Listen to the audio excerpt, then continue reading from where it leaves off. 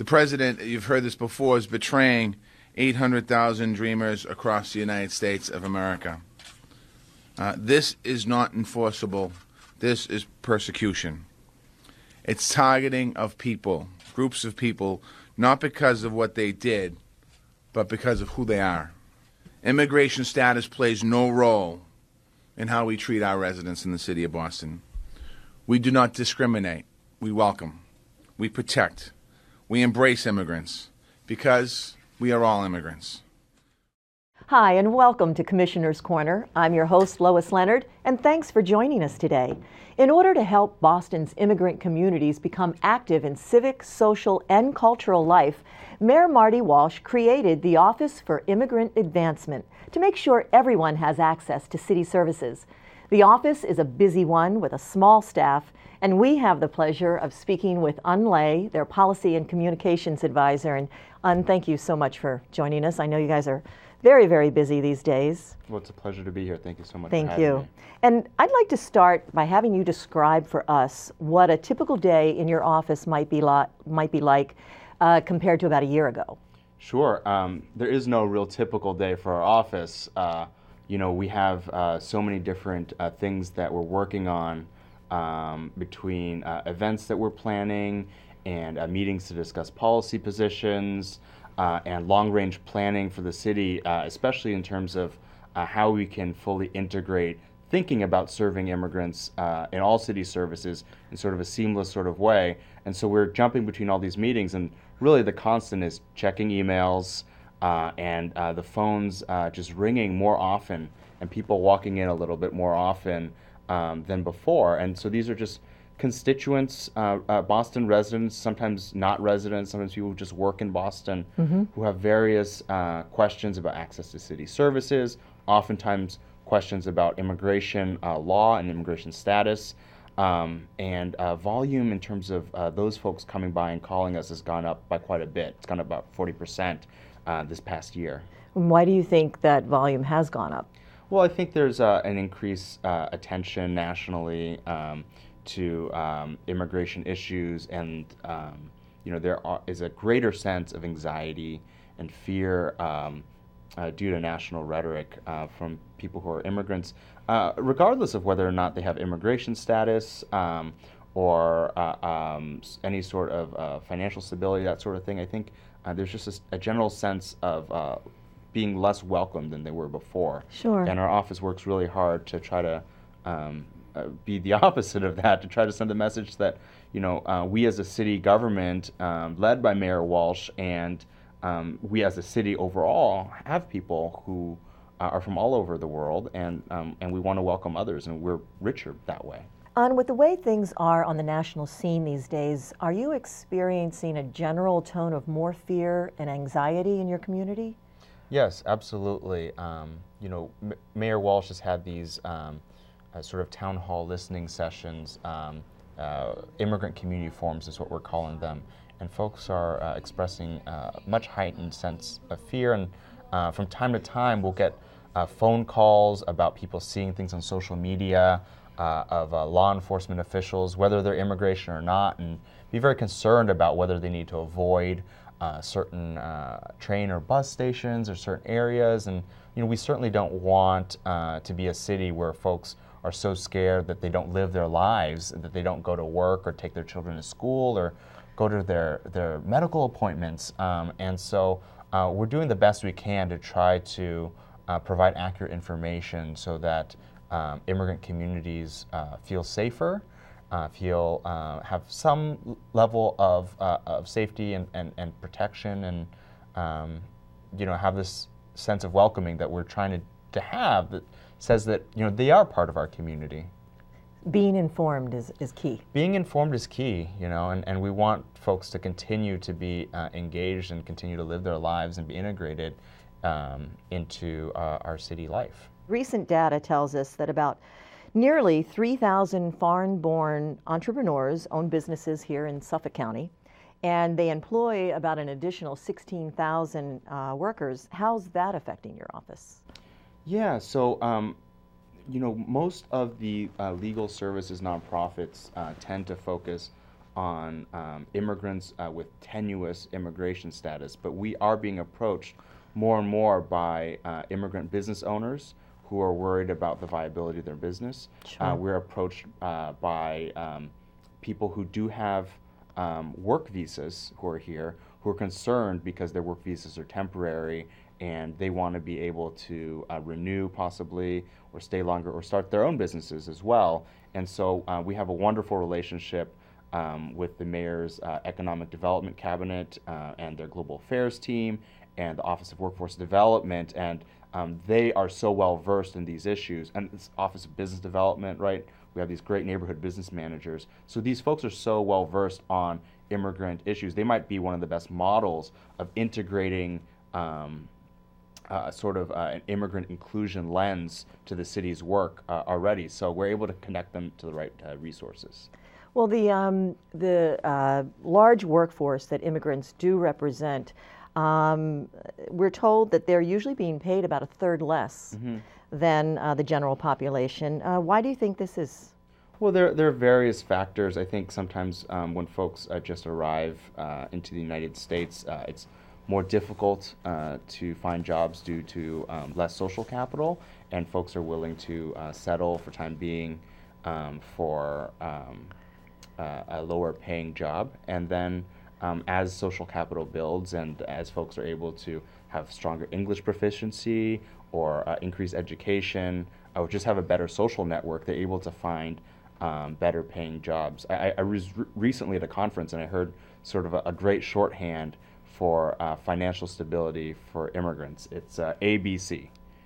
A job, better job, a career, right? And so we have to think about it as, you know, how do we get folks on a solid foundation first and then move forward to long-term stability. I'd imagine that the biggest barrier is the language. Sure, yeah. And does your office offer any help in that regard?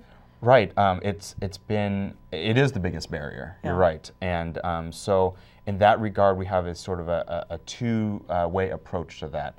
The first approach is increasing access to high-quality, targeted adult English classes. So we have a partnership with a nonprofit organization called English for New Bostonians. And it's a public-private community partnership sort of nonprofit that gives grants to English programs and then provides technical assistance to help guide them so that it's high quality. But even then, the wait lists are quite long. You know, I've heard it's in the direction of a year and a half to 2 years of a wait for people that want adult English classes and are unable to or unwilling to go to a purely private program, which might be cost prohibitive. Sure. The other direction is the language access ordinance that we have in the city of Boston. It's called the Communications Access Ordinance. So it combines both languages due to country of origin and also modes of communication due to disability, right? So things like Braille and American Sign Language. And what that ordinance has been able to do is that the city has now hired a coordinator, and we have a person to help implement that ordinance, which increases language accessibility and communication accessibility for people trying to interface with the city government. So if somebody, you know, it's in the process of being rolled out right now, but the idea is that somebody who comes to City Hall or calls a city agency and they have trouble communicating verbally in English, they're going to have the opportunity or the ability to have a more seamless sort of connection to the city and to have interpreters available or folks who are able to serve them in language even. Well, I know our hardworking immigrants recently inspired some beautiful artwork in the form of murals. And Boston actually jumped on a national campaign that's called To Immigrants with Love. So I believe we have some shots, and these are in two of our neighborhoods, both in Roslindale and East Boston. So maybe you can tell a little bit about what inspired these artworks. Yeah, absolutely. So To Immigrants with Love is this national campaign. It's sort of a social media postcard campaign where participants can write little messages and take photos and post on social media to sort of send messages of welcoming to immigrants generally. And we had a former intern come up with this idea of, well, why can't we make this a more sort of a broad scale sort of postcard? And so we had this public art campaign. Phase 1 just finished. That's these 2 murals, and it focuses on Boston's immigrant past and present. And so what they decided to do, we did this with the Mayor's Mural Crew, which is part of the Office of Arts and Culture. And the mural crew is mostly made up of the city's youth doing their summer jobs program. And we chose subjects who sort of represented the immigrant history of the earlier 20th century for these particular neighborhoods, and current immigrants who are sort of prominent faces in these neighborhoods now. So in East Boston, for the historic immigrant, we have sort of the patriarch of the Charest family, and they still own and operate a deli there. And for the current immigrant, we had Veronica Robles, and she runs a cultural center there, and she's sort of a great sort of community icon of sorts. And so we have an immigrant from Sicily, and we have an immigrant from Mexico. But what was so wonderful is when we had our unveiling sort of party, it was amazing how similar their messages were. And their messages were this: it's not just about their portraits on the wall, it's about the whole community coming together to support each other. And we have a similar setup in Rosendale. In fact, the historic immigrants are a couple in Rosendale, and their descendants own the store in which the mural is on now, right? And they were from Russia, and they're from the Eastern European sort of Jewish diaspora that came to the United States again in the earlier part of the 20th century. And then we have a current business owner from the Dominican Republic, Alex Castillo, excuse me, and he's sort of like the American dream, like kind of that. It may be a stereotype, but he kind of fits into it, right? He came here. He wants to help people with his technical expertise, and he has 2 jobs. He owns a store and he has another job, and so it's just really a reminder for us to sort of celebrate this sense of welcoming and how Boston's continues to live out its history of immigrants in shaping the city into what it is. Well, I love the colors, and I encourage everyone to take a ride by and go see those beautiful pictures up on the wall. I'd like to change the course of conversation at the moment and talk about the changes, the policy changes that are going on. Our federal government very recently rescinded the Deferred Action for Childhood Arrivals, what we know as DACA. How is your office helping the city cope with these changes? Sure. So what we immediately did, and even before the rescission happened, we were trying for the rescission. We were trying to advocate so that the rescission didn't happen, right? Yes.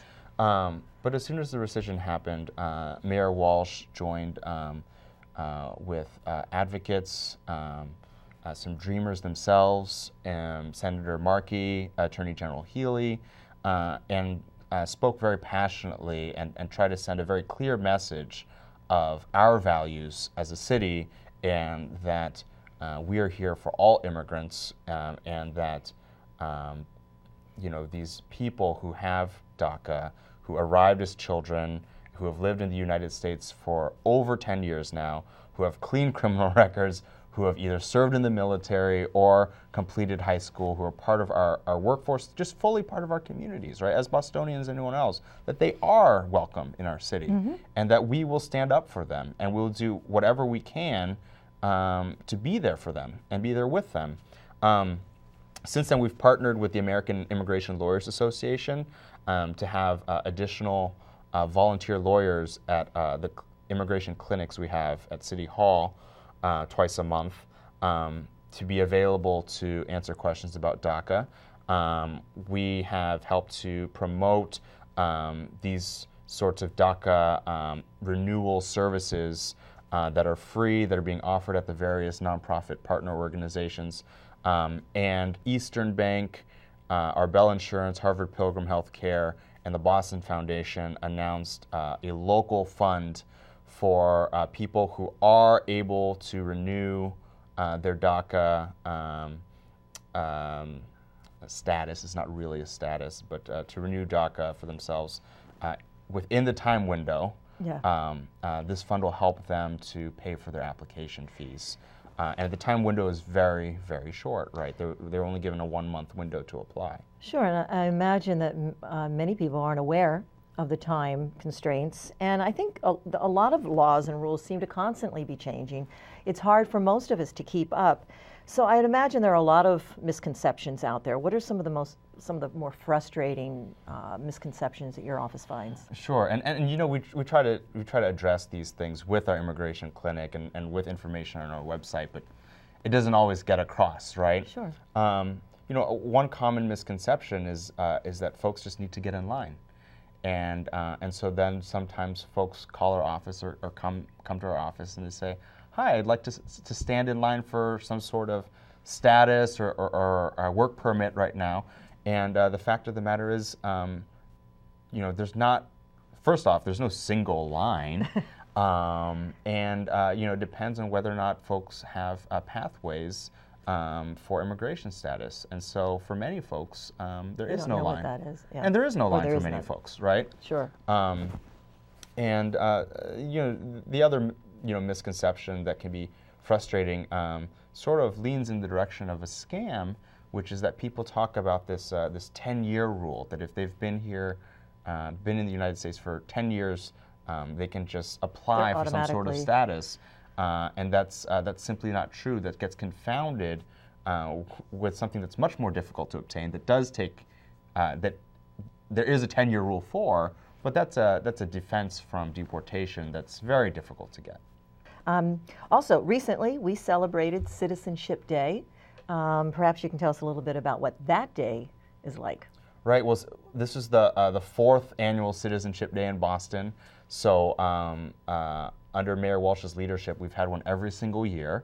And what it is an opportunity for people who are eligible to apply for citizenship. Mm-hmm. And our nonprofit partner, Project Citizenship, screens callers ahead of time before giving them an appointment slot to come.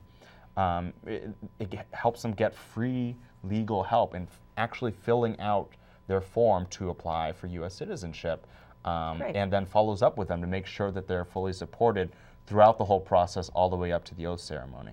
Sounds like a happy day. It's a lot of help for everybody. Excellent day. We served nearly 400 people this year. It was the biggest one we had yet, the Reggie Lewis Center, so it was great. Yeah. And I believe the mayor was there as well, so I think we have a little clip of the mayor and what he has to say about the day.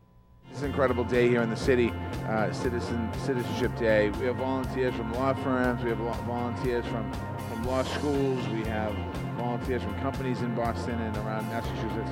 It's an incredible day, along with the staff from the Office of Immigrant Advancement in the city of Boston, other staff. It's a good day. These are folks that have a green card, and we're trying to encourage them and push them towards getting their citizenship, and by the end of the day, they probably would have seen over 400 people. We are constantly hearing the term immigration reform in the news. And in my mind, I'm really struck by the tone that phrase brings. It feels like such a negative. How do you feel about that? Sure.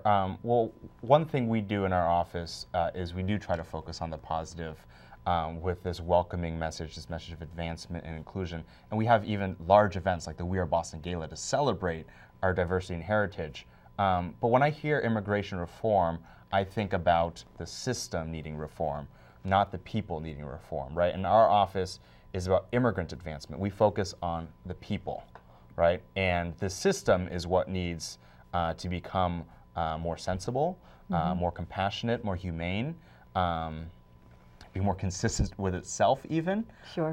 And so that's what we're talking about when we say comprehensive immigration reform. That's what the mayor's advocating for in terms of a legislative, long-term statutory solution to our very broken immigration system right now. Well, I think with that thought, we'll end our conversation today. I thank you so much for joining us. I know you're a busy man, and hopefully we'll get a chance to chat again soon. Thank you so much for having me. Thank you. And our viewers, what are your thoughts? Look to your left, then look to your right. What do you want for your city, and how can you make a difference? Please visit their website, boston.gov/immigrants. Be informed, and let's continue to keep Boston strong and a city where we're proud to live and work. Thanks for joining us. I'm Lois Leonard, and we'll see you next time on Commissioner's Corner.